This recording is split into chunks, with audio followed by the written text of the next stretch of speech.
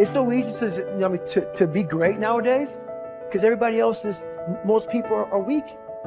This is a softened generation. So if you have any mental toughness, any ability, if you have any fraction of self-discipline, the ability to not want to do it, but still do it. See, a lot of people pretend that they want more out of life, but all you have to do is watch their actions. Watch their actions. Watch what they're doing. Most people then wait for crisis or trauma or disease or diagnosis, and then they wait for loss, some tragedy to make up their mind to change. And my message is, why wait? And you can learn and change in a state of pain and suffering, or you can learn and change in a state of joy and inspiration. And I think right now, the cool thing is that people are waking up. You might be using the word but it's not because you're dumb. You don't understand how dangerous that word is. I'm coming here today to warn you. I'm coming here today to protect you. Stop using the word but. If you're not careful, it's a part of your vocabulary. If you're not careful, it can become a part of your DNA. Why are you constantly making excuses? Do you really believe that excuses are going to save you? Do you understand what it means that you have to get to a level that you have never been in your life? Do you really have the mental fortitude to level up? This is the time right now for you to recognize the truth about who you really are inside. All that you have to do in order to start to pursue your dreams is take small actions every day that align your life in that direction. All you have to do to kill procrastination is just start. You just go, and procrastination dies. So don't wonder how you overcome procrastination. It's easy. All you do to overcome procrastination is go.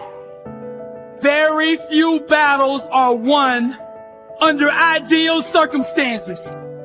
So you gotta simulate and practice the unknown so that the unexpected will not derail you. Every morning when you get up, ask yourself, how can I put myself in a place where I'll be uncomfortable?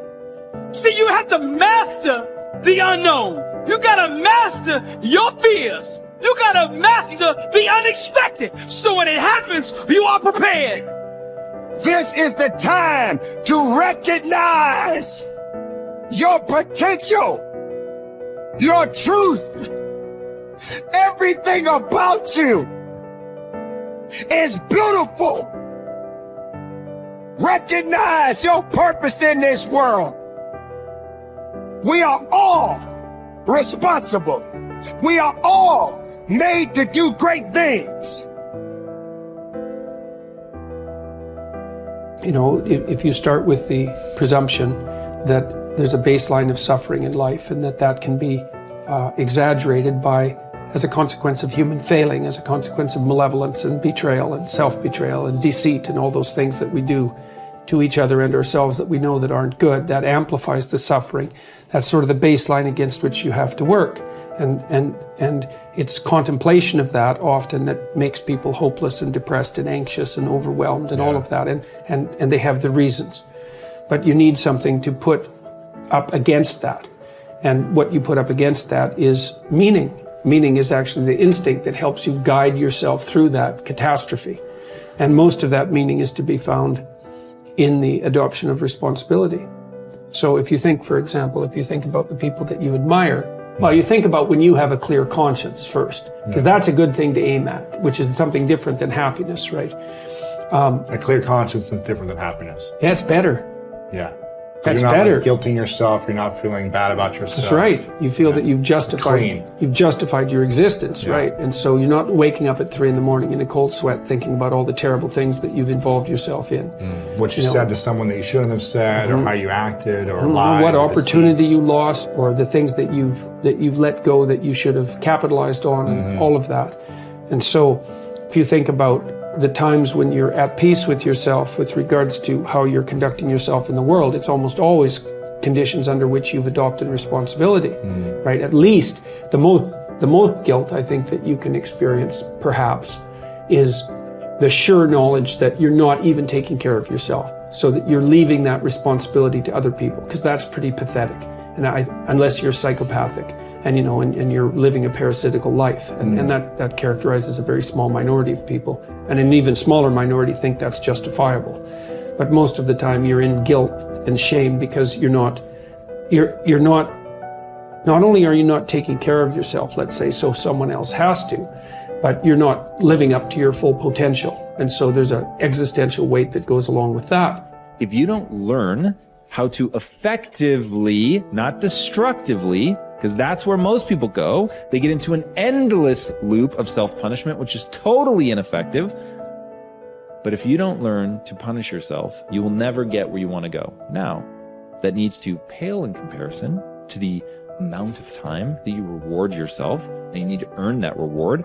If you're just lavishing yourself with emotional praise and you haven't done anything, then I think that will cheapen it, will ultimately mean nothing. And quite frankly, I don't think you can really bamboozle yourself. I don't think if you try to praise yourself for stupid I think some part of you knows you haven't done anything to deserve that praise. But when you set a bar and you meet that or exceed that, to then tell yourself, hey, you did it. You said you were going to do it. You did it.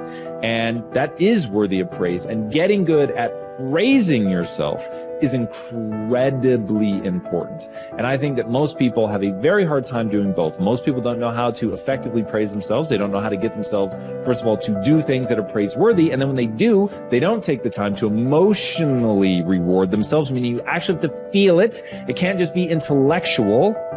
You've got to actually feel that. And the same with punishment. If you say you're going to do something, even if nobody's watching, and you don't do it, then you need to emotionally punish yourself. None of you will ever know whether I actually get out of bed in 10 minutes or less or not. But I say I do all the time. But every time I miss it, even if I miss it by seconds, I just gave myself the chills.